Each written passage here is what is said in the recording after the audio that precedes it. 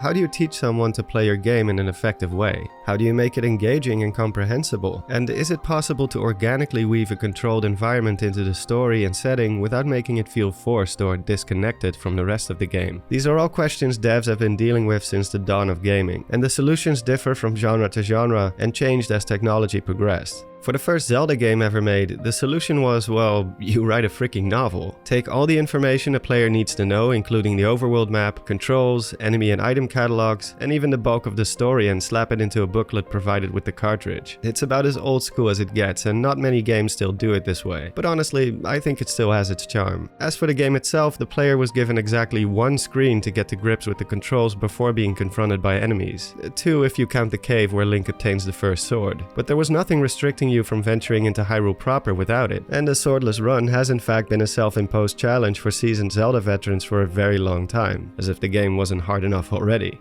In A Link to the Past, the freedom to explore right from the get-go was heavily toned down, and players were instead confined to Hyrule Castle, which served as the game's tutorial section you had to fight and puzzle your way through before being set free. While the castle does have a few branching paths and optional areas, it was still a controlled and predominantly linear experience. Quite the contrast from the first title. Following A Link to the Past, a new standard for the game's starting area would be set, and repeated for most mainline Zelda titles in the years to come. Instead of being airdropped into the world and left to your own devices, or navigating a linear dungeon-esque environment, the hero would often take his first steps inside of a safe zone. The circumstances do vary slightly from game to game, but the pattern is almost identical. You start out in a town, oftentimes Link's hometown. You can't leave until you've completed or triggered certain story beats. There's no enemies to seek out and fight until the game dictates as such. You talk to NPCs who explain some basic controls or gameplay elements, give story exposition or provide menial tasks for Link to do, until finally, when you progress the story enough, a larger conflict or quest will be presented, which will then send Link on his way and the true adventure starts. Now, this was primarily a 3D Zelda thing, but there's no shortage of 2D or top-down installments who adapted this formula as well. In fact, Ocarina of Time technically didn't even start this trend, but rather Link's Awakening did. Granted, you can get out of town and be on your way in under a few minutes if you know where to go, so it wasn't nearly as restrictive, but still. This linear and formulaic approach to kicking off a Zelda adventure seemed to get taken to the extreme with every new entry. Twilight Princess and Skyward Sword especially are infamous for their long-winded, confining, story-driven opening segments, with lots of mandatory tasks and dialogue to get through before finally being sent on your way. This approach has garnered a lot of criticism over the years, particularly the argument that opening segments like these can be pretty jarring on repeat playthroughs. And to an extent I do agree with that sentiment, though my stance on it is a bit more nuanced. I don't actually hate this way of starting out a Zelda game. In fact, I can totally see where the developers were coming from. It can be an effective way to do some world building and create relationships and goals for Link, and by extension the player, to care about and accomplish prior to kicking off the main narrative. The opening to Twilight Princess and Skyward Sword may be a bit of a drag to get through, but they also happen to be the games where I care the most about the many side characters. And by the end of the story, it's not just the hero who's come a long way, but his friends as well. From a father who lost his children and joins a resistance group in Castletown, an insecure kid who finds the courage to protect others, a former bully who turns into a hero himself, to an insolent and opportunistic sidekick who in time grows to respect and care for the hero. So no, I don't think this approach to opening up a Zelda story was bad per se. Its execution could have used some work, and an option to skip most of this fluff on a second playthrough would have been welcome, but it did serve a purpose for these particular stories. Had Twilight Princess been the only game in the series to start out this way, I'm not too sure if people would have complained about it nearly as much. The problem is that almost every mainline Zelda title before and after was essentially repeating the exact same trope of a hero from humble beginnings having his peaceful life disrupted by some external factor and then having a greater destiny thrown upon them. Again, none of this is bad on an individual level. Whether it's saving your sister, childhood friends, or love interest, they're all effective motivators to get Link off his ass and do what he does best: burglary and vandalism. Oh, and saving the world, of course. However, when you do the same thing enough times, sooner or later it does become formulaic and tiresome. Then Breath of the Wild came along, a game dead set on breaking conventions and in some respects even taking a step back to the roots of the series. The developers basically took a hatchet to many of the series' tropes, and the quote-unquote tutorial was no exception. The Great Plateau is regarded as one of the best opening segments to any Zelda game, and even games in general, and for good reason. It ditches the metric tons of forced dialogue, cutscenes, and meaningless chores in favor of a more open, free-flowing tutorial, with a lot of optional story and rewards, and multiple ways to overcome the same obstacle. There are still guidelines present here, but they aren't as obvious. is, the so-called invisible hand of Nintendo, which is mostly noticed only by those intent on dissecting Breath of the Wild from a game design perspective. You know, the King K's, Mark Browns and Joseph Andersons among us. Of course, they couldn't go all the way back to the NES days and just start the game with Link standing in the middle of a field without any explanation or exposition whatsoever. Because as much as people may think this was 100% done on purpose back then, the truth is that it was also just part of the limitations of the medium, and because Zelda wasn't a massive, story-driven, lore-filled IP yet at this stage. I mean, the entire story and goal can be explained in just a few paragraphs, so there was essentially no need for extensive dialogue and cutscenes. However, with every entry, the series did become more story-focused and lore-heavy, and although Breath of the Wild story is fragmented and takes place more or less in the background, it still required some kind of setup for Link's quest, and the Great Plateau serves that function masterfully. It teaches you most of what you need to know about both the gameplay and the main plot threads of what happened to Hyrule during Link's absence and the danger that still lurks deep inside Hyrule Castle. And it does all of this while wasting as little of your time as possible, making a second playthrough a lot less cumbersome.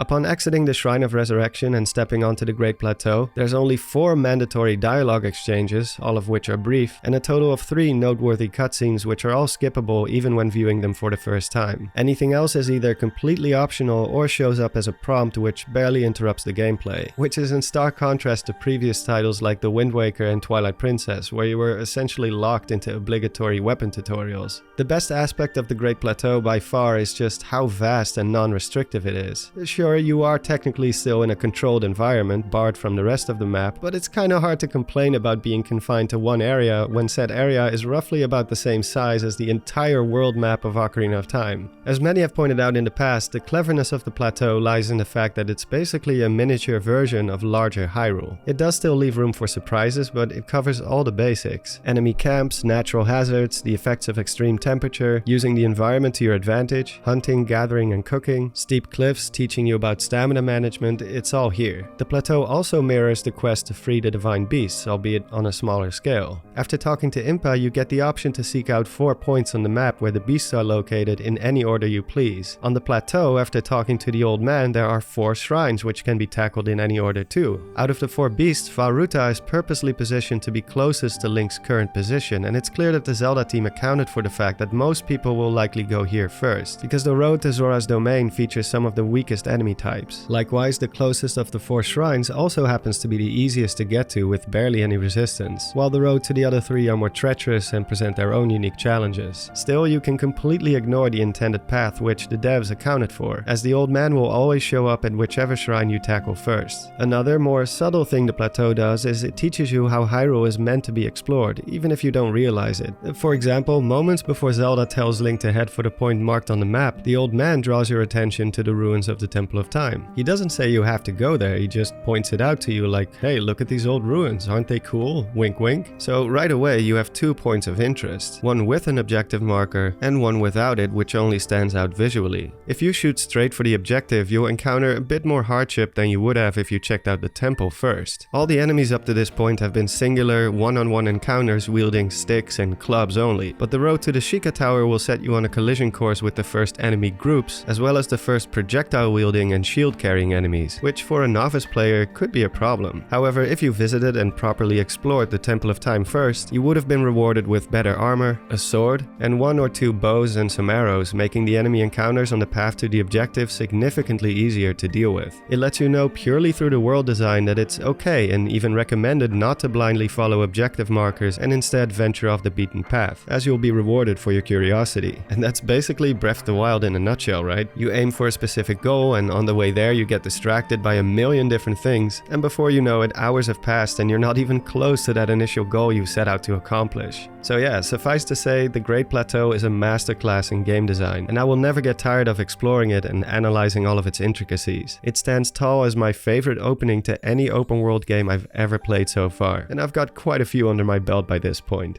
Sure, stepping out of Vault 101 while your eyes try to adjust to the first sunlight to ever hit your reticles was amazing. My first steps onto Limgrave in Elden Ring was also nothing short of breathtaking, but nothing comes close to the pure ecstasy I felt during the first hours exploring the Great Plateau in in Breath of the Wild. It truly felt like Nintendo finally got it. It would have been so easy for them to fall back into old habits and bar off major sections of the plateau in typical Zelda fashion. Like, I don't know, you cannot access Mount Hylia because the cliffs are too high and there's a boulder blocking the entrance, forcing you to get the remote bombs first before you can access the other two shrines. But they didn't. They stayed committed to breaking these types of conventions, and break them they sure did. So after all that gushing over the Great Plateau, what about the upcoming sequel? How will it handle its tutorial section? Leave it to a Monster Maze video to get to the main topic 10 minutes in, right? It feels kind of weird that I'm actually excited about something like the opening segment to a Zelda game, which prior to Breath of the Wild was oftentimes the part I was just trying to be done with so I could finally go on the real adventure. It goes without saying that the plateau still exists in a new game since, well, it's the same Hyrule. But I think I'm not alone in saying that I highly doubt we will start the adventure here once again. Back in the old days of the channel, you know, when I still talked like an angry Dutch guy, this monster he just created will serve as the first tutorial enemy for Link to test out his new green hand ability. I proposed that the cave system Link and Zelda are seen traversing in the first teaser could serve as the tutorial section. Maybe after Zelda falls into the abyss and Ganondorf is taken off, we'll have to escape the underground and make our way back to the surface somehow, which would obviously be a more linear approach to a tutorial akin to the vermin-infested sewers of A Link to the Past. Of course, I made this proposal long before we knew that the sequel would feature a big emphasis on sky traversal, and a lot more revelations have come out since then. Now it seems increasingly unlikely that we'll take our first steps deep underground somewhere, unless maybe it's for a story setup. Somewhere along the lines of the opening to The Last of Us, where you don't actually play the game to its core mechanics yet, but are more so just steering the character from cutscene to cutscene for the sake of immersion. But that's not really a Zelda thing to do, if that makes any sense. It also wouldn't be much of a tutorial, because we already know from the footage and the patents issued by Nintendo that a big chunk of Tears of the Kingdom's gameplay will be centered around skydiving, aerial combat, and Link's afflicted arm and the new abilities it brings with it. The first two of which are kinda hard to do underground, and as for the magical bracelet, it's apparent that he won't be in possession of it until after Ganondorf attacks the hero, which looks to be taking place in a cutscene. We also know that this attack knocks him unconscious, as he's seen laying in the dark on some kind of altar with the new bracelet on his arm. The symbols on this altar also correspond to the ones we've seen on some of the architecture in the Sky Realm, which were never seen on the surface of Hyrule. So maybe instead of deep underground, Link comes to inside of a building located on one of these islands. Maybe this building, I don't know. And the scene of Link pushing these massive doors open will be this game's equivalent of the moment Link first ran onto the cliff overlooking the Great Plateau. I'm not saying it's impossible that we may control Link for the first time in this underground setting. Maybe we'll have some sort of preordained boss fight against Ganondorf, one which Link is destined to lose, which is a classic way of instilling a sense of fear and helplessness into the player through gameplay instead of a cutscene. But again, I wouldn't call this a tutorial or opening area, and more so an interactive story setup. If I had to guess, I'd say right now the most logical option for a controlled environment where the player will get to grips with the game's core mechanics would be one of the islands in the sky. One which, similar to the Great Plateau, will have ample amounts of explorable space, but Link won't be able to leave the island until he completes a number of story-related tasks and has collected some sort of key item, just like the paraglider in the previous title. Speaking of the paraglider, the one we see him use in some of the teaser footage, while similar, is not the same one from the previous adventure. And since Link seems to have been stripped of most of his equipment, including his clothes, they might just do a repeat here. After all, without a paraglider, jumping back down to the surface would probably be ill-advised. So maybe escaping this starting island is as simple as finding the paraglider again. Which granted wouldn't be very original, but I mean, if it works,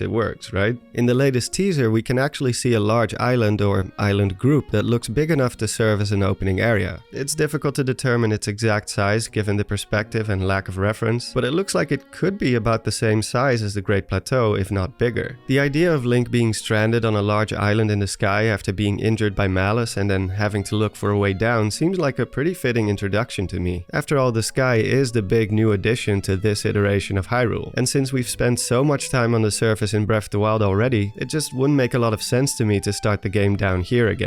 I know not everyone who picks up Tears of the Kingdom will have played the original, but Breath of the Wild was a worldwide phenomenon and one of the best-selling games of all time, so I'd wager that the majority of Tears of the Kingdom sales will be returning players who are familiar with the original. So with all that said, here's a quick summary of my prediction for Tears of the Kingdom's opening. We see the events from the first teaser play out underground. Link and Zelda find Ganon's corpse, Zelda gets yeeted into the abyss, while Link, powerless to stop it, gets his arm and sword charred by Malus, knocking him unconscious. After this, the entity who this bracelet originally belonged to somehow takes Link up into the sky to heal his wounds, and subsequently passes the bracelet onto him to put a damper on the infection spreading across his arm, which also makes him inherit some of the powers and abilities this entity once possessed. When Link comes to, he will be indoors and doesn't realize where he is until he opens the front door to the structure he's in. As he steps out into the daylight, the Sky Realm is first revealed, and Link, realizing he's stuck up here, goes on to explore this confined area to look for something that can take him down safely, either in the form of one or more powers for his new bracelet or by obtaining something else, like a paraglider, and pick up a few starting weapons and gear on the way as well.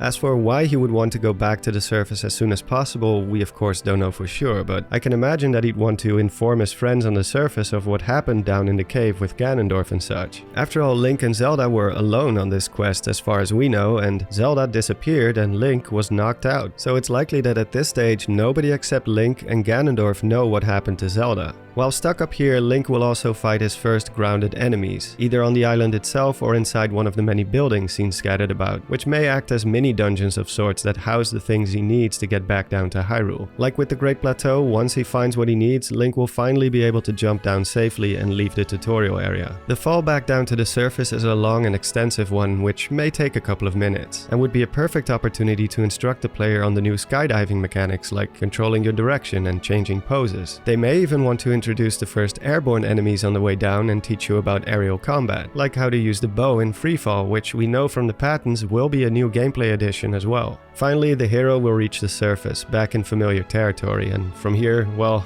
we'll just have to wait and see. Grocery shopping, perhaps. But that's how I currently think the first few hours or so will more or less play out. I could be completely wrong about all of this, but hey, that's why it's called a prediction. As for my final wishes regarding Tears of the Kingdom's opening, and the game as a whole for that matter, I hope the game will have a strong beginning, but also leave some room for growth, amazement, and progression. Despite all the praise I've given to the Great Plateau in this video, it did have one major flaw. And that flaw, as ridiculous as it may sound, is that it was just too good. So good, in fact, that the first few hours of the game are the ones I personally have the fondest memories of. Now, don't get me wrong, I'm not saying the rest of the game is bad, far from it, but for some reason it did feel like Breath of the Wild's experience kinda plateaued after the Great Plateau. There's even some great mechanics utilized on the plateau that became pretty much redundant afterwards, in large part due to the paraglider. The game did have its fair share of high points after the first few hours, like entering your first divine beast, Eventide Island, seeing a dragon for the first time, and storming the imposing Hyrule Castle, but I don't know, it still felt to me like with the Great Plateau, the game may have peaked a little too early for its own good. I realize all too well that this is a very subjective take and your experience and opinions may differ greatly, but this is how I feel about it when I think back to my first playthrough of the game. It's one aspect I think Elden Ring greatly improved upon. Like I said before, stepping into Limgrave and seeing the gorgeous landscape was awesome, but I actually wasn't all that blown away by Elden Ring in the first few hours, to be completely honest. I didn't hate it, but I also didn't feel the same sense of amazement as I did back in 2017. However, one major difference is that Elden Ring only seemed to get better and better, crazier and crazier. The moment you think you've seen it all, that you've reached the absolute peak of the experience, the game throws something even more mind-blowing your way. It was kinda nuts, and I hope Tears of the Kingdom can achieve something similar. A solid opening that gets you excited, but is also restrained enough to leave some room for much, much greater things to come.